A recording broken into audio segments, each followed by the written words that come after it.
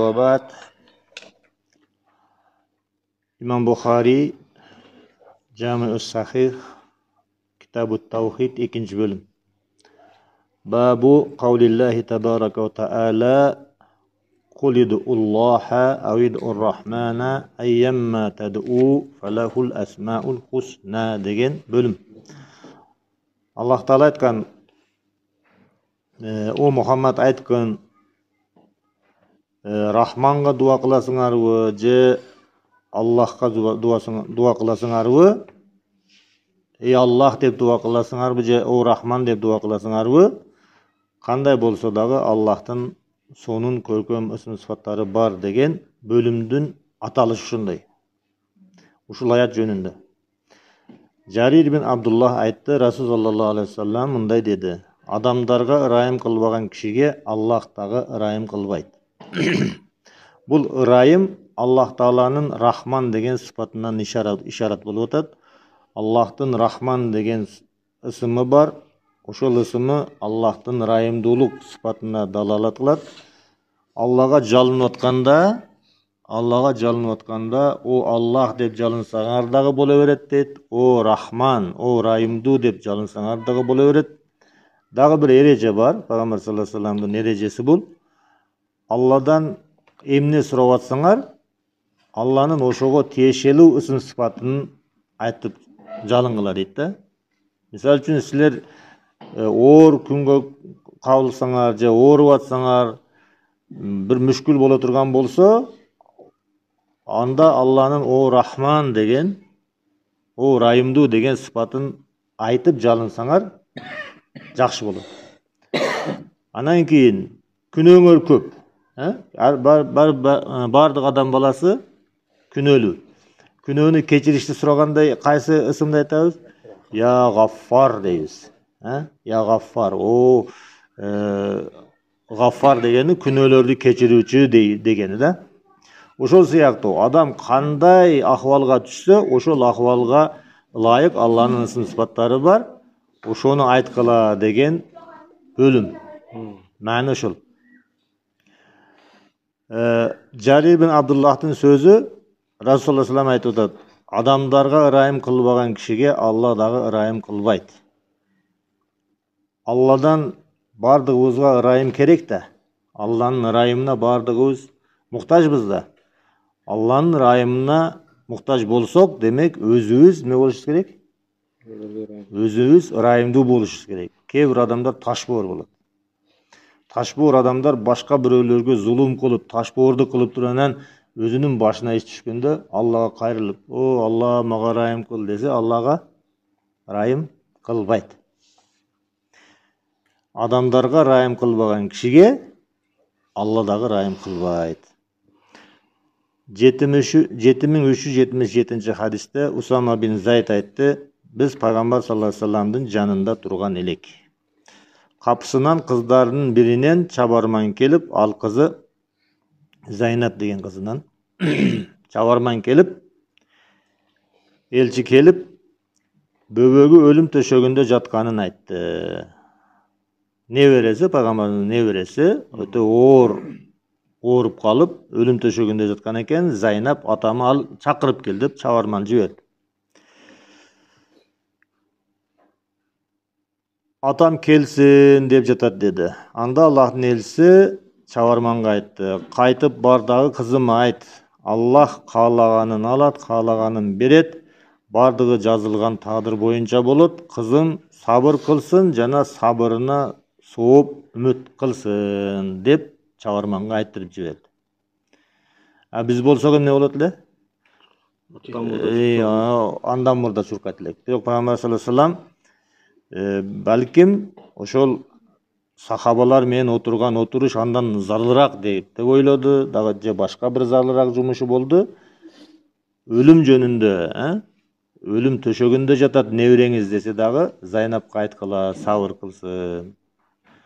Анан ошол сабырына сооп үмүт кылсын деп айттырып жиберди. Чабарман кайтып кетти.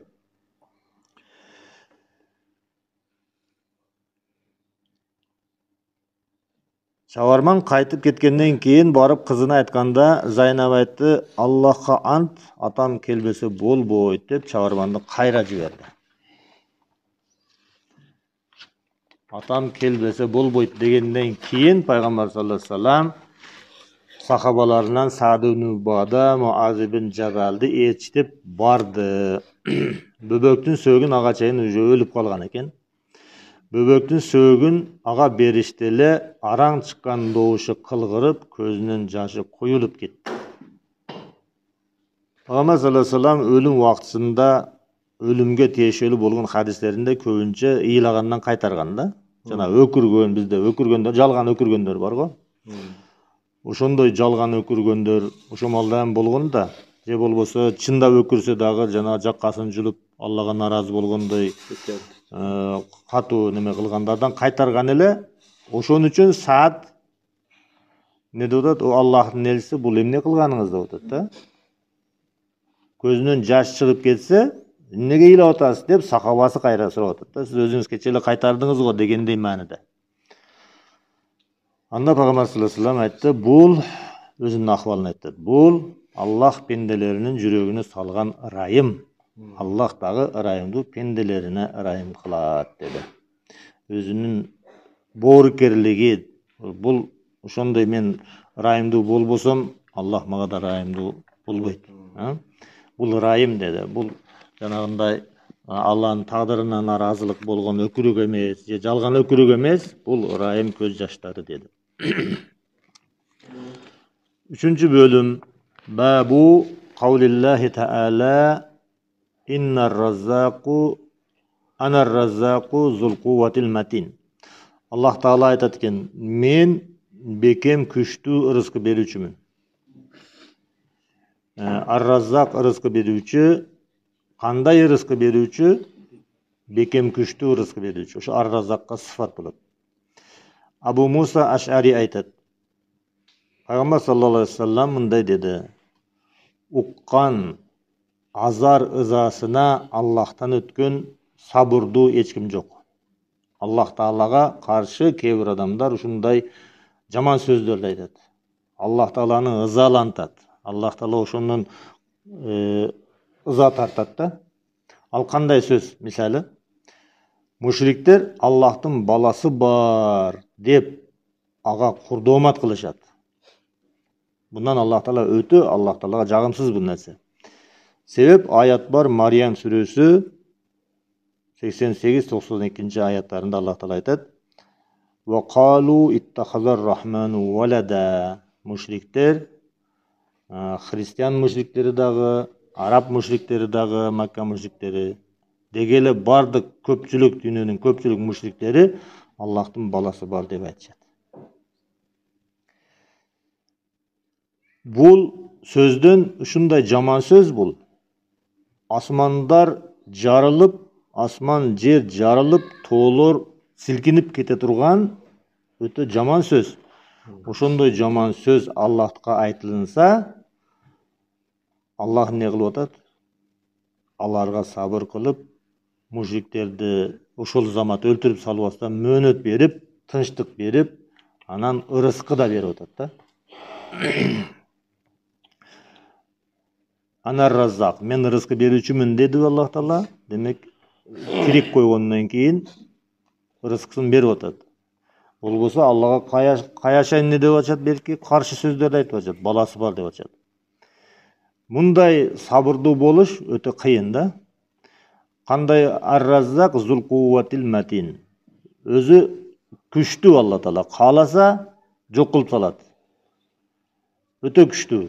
Бирок ырыскы берет, бирок сабыр кылат, бирок ошого чыдайт, жанагы пенделерге, мушриктерге мөөнөт берет.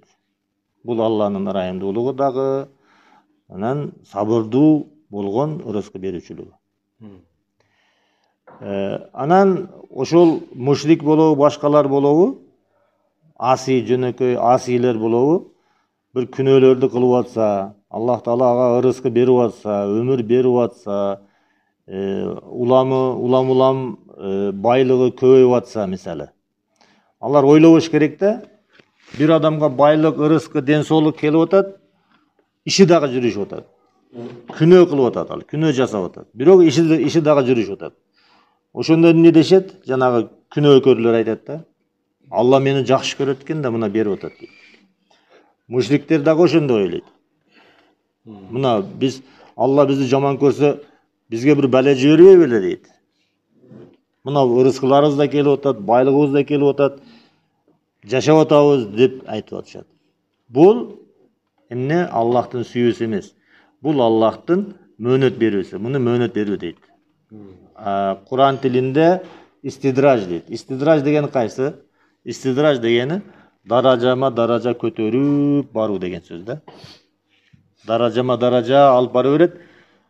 Ошо алып барышы мөөнөт бериши. Качан кайтып калат экен, качан кайтып калат экен. Нематты дагы бере берет, байлык дагы бере берет.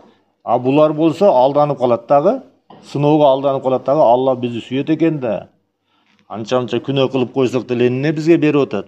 Бизди сүйөт экен да. Деп алданып, көтөрүлүп кете берет. Анан эмне болот? Бир күн шатын алып коет. Ошол жактан анан кийин кулап түшөт да. Аллахтын айлакерлиги деп ушуну. Аллахтын айлакерлиги ошол ооба. Муну истидраж деп коет. Кандай болгон күндө деле Аллах Тааланын ошо рызкы берүүчүлүгүнө далалат кылат. Аллах Тааланын сабырдуулугуна далалат кылат. 4-cü bölümde özüңөр окуп алгыла. 5-ci bölümde дагы кийин окуп аласыңар. 6-cı bölüm. Babu kavlillahi ta'ala malikin nas.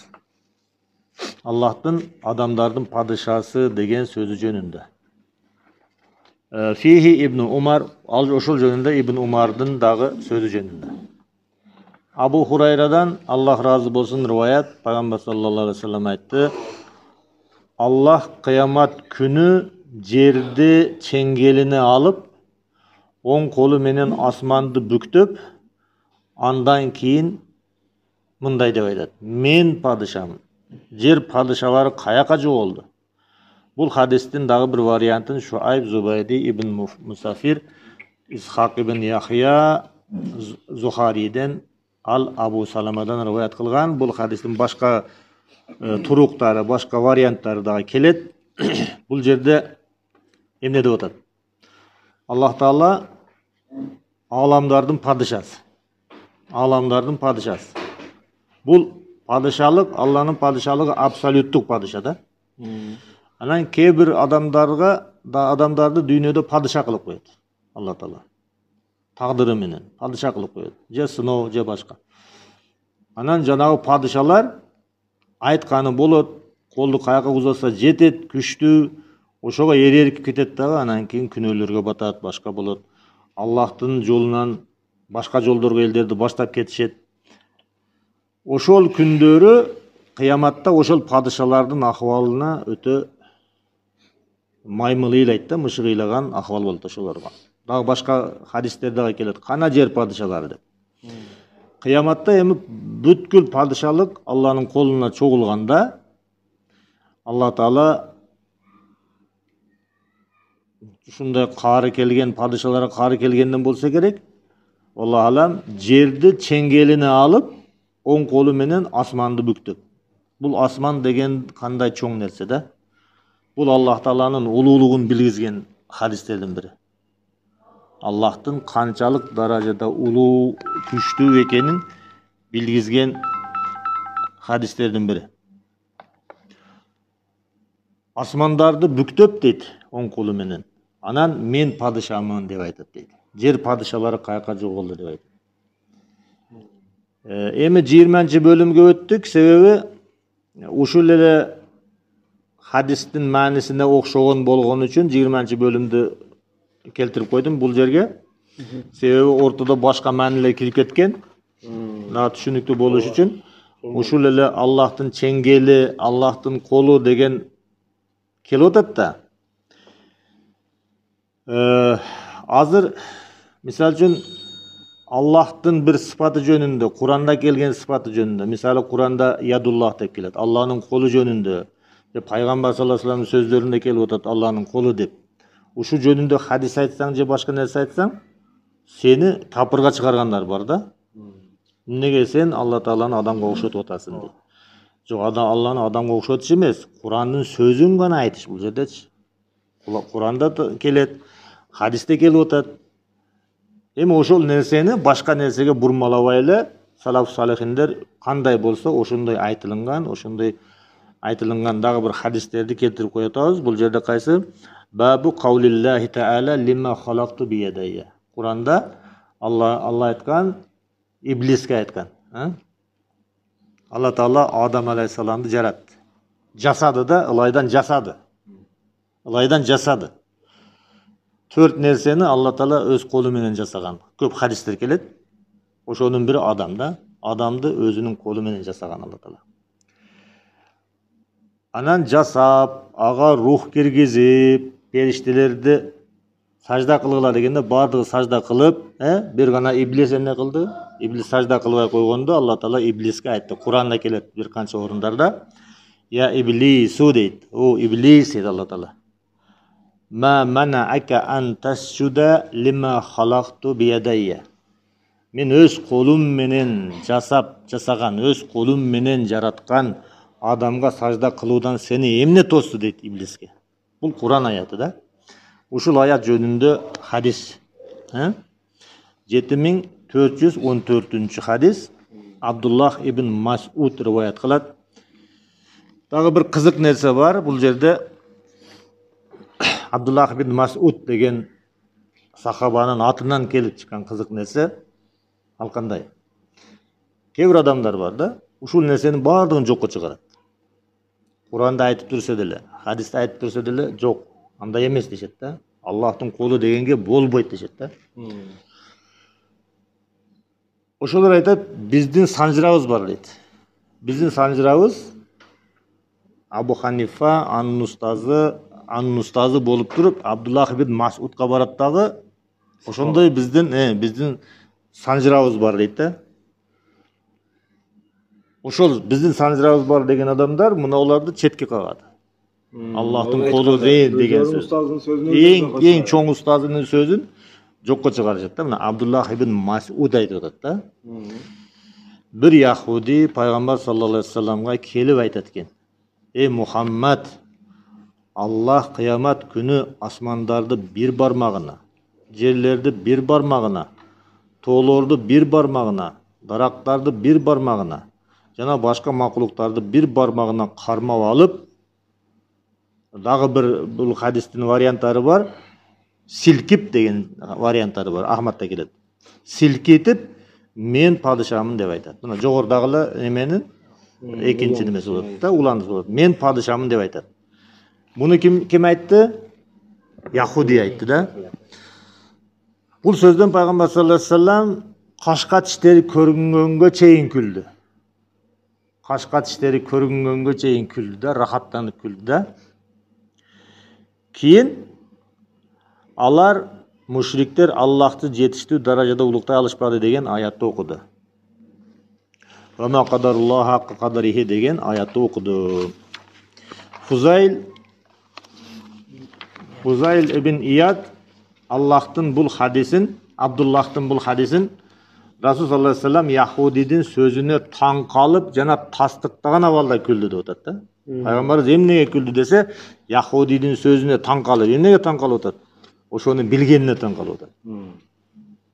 Ошол акыбалды Алла Тааланын кыяматтагы ошондой болушун билгенине, анан кийин тастыктаган абалда күлдү. Пайгамбарыбыздын күлүшү аны яхудидин билгенине таң калды, анан ошол айткан сөздү тастыктады. Деп Фузайл ибн Ияз булдай кошумчасы менен айтат. Башка хадистерде дагы келет. Эми дагы бир сөз бар. Аллах Тааланын өзүнө заты сыпаттар дейт. Мисалы үчүнчү, Куранда келген важих деп келет, колу деп келет, Алланын колу деп келет. Мына хадисте бармак деп келди. Биз кандай келсе ошондой иман келтире беребиз да. Кандай келсе ошондой. Мисалы үчүн окшотпойбуз. Мисалы үчүн адамдын колу же башканын колуга окшотпойбуз. Окшотсо ал жерде куфур болуп калат. Кафырчылык болуп калат. Аллахтын өзүнүн заты сыпаттарын тастыкташ дагы бул тавхид да. Аллахты Куран үйрөткөндөй, пайгамбар үйрөткөндөй, Tanış dagы bul tawhidдин bir bölügi. Oşon үчүн Kitab-ı Tawhid'de kelip atat bu nerse. Allah'ın sıfatlары болгон үчүн Kitab-ı Tawhid'ge Bukhari al kelip atat. Mınau sözler bizdin sözübüz emes. Misal üчүн Bakıt Aşır aytsa, Bakıt Aşır'dı tebelep jatıp kalışat da. Жок, bunu söz emes. Bul kimdin sözü? Birinciden Allah'ın özünün sözü. Andan keyin Peygamber sallallahu aleyhi ve sellem'in sözü. Bunu biz hiç kayaka burmalabayız. Жок, андай эмес дегенге биздин акыбыз жок. Качан чыкты ошо bir Grek filosofiyası kirip келгенден кийин ошо философторду ээрчип туруп, ислам алымдары дагы ээрчип кетип, жок бул андай эмес дей баштаган. Ага да өз кезегинде келебиз. Мына Allah Subhanahu Taala'nın kolu жөнүндө, бармагы жөнүндө келди. Дагы bir hadis keldi. Ага жакшыраак даярданышыңар керек болот. Стокка туруп алышыңар керек болот. Кийин өтөбүз бул hadis. Oşunun ele ulandız eken ha? Tabari uşul ayatın tafsirinde aytat deb erteң ulantабыз inşallah. Sallallahu teala aleyhi ve ala alihi ve sahbihi ecmaîn.